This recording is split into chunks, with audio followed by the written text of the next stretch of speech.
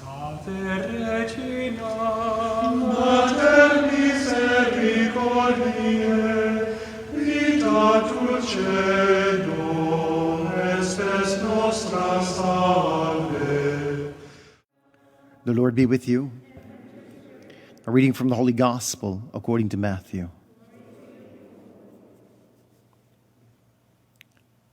The book of genealogy of Jesus Christ, son of David, son of Abraham. Abraham was the father of Isaac. Isaac was the father of Jacob. Jacob the father of Judah and his brothers.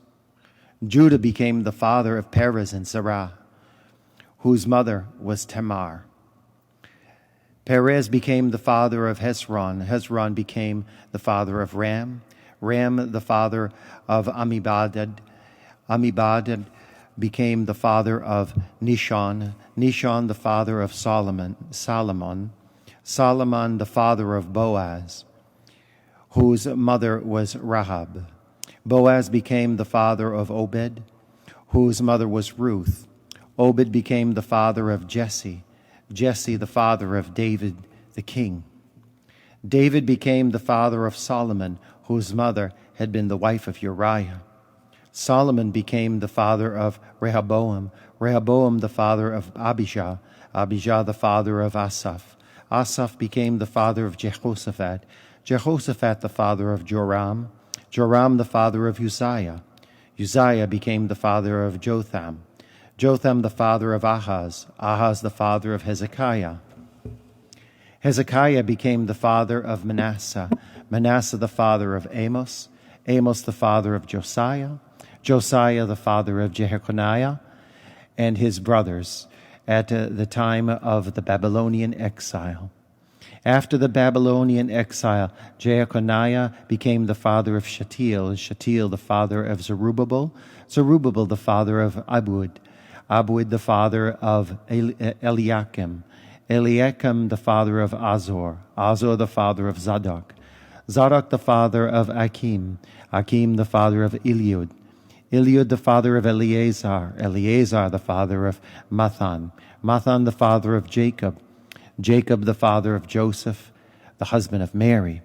Of her was born Jesus, who is called the Christ. The total number of generations from Abraham to David is 14 generations.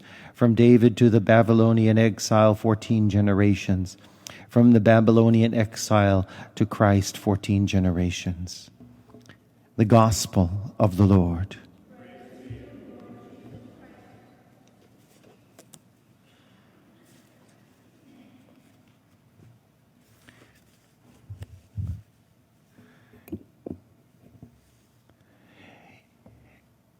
We've just read through the genealogy of Jesus, and if you do a study of this and look at all the characters here, you'll find out that Jesus' roots are quite colorful.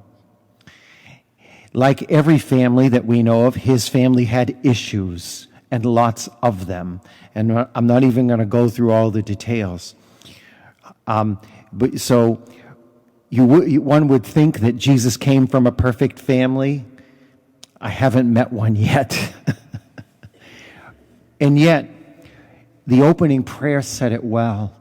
Jesus came into the world to take on our humanity and bind it to his divinity.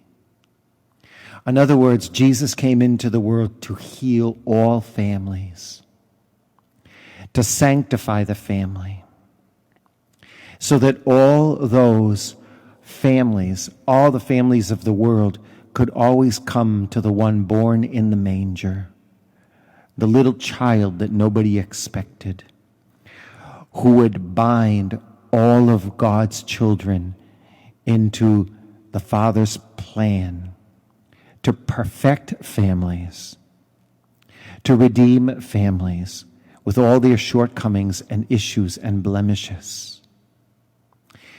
In 2 John, it says it beautifully, grace and mercy and peace will be with us from God the Father and from Jesus Christ, the Father's Son, in truth and in love.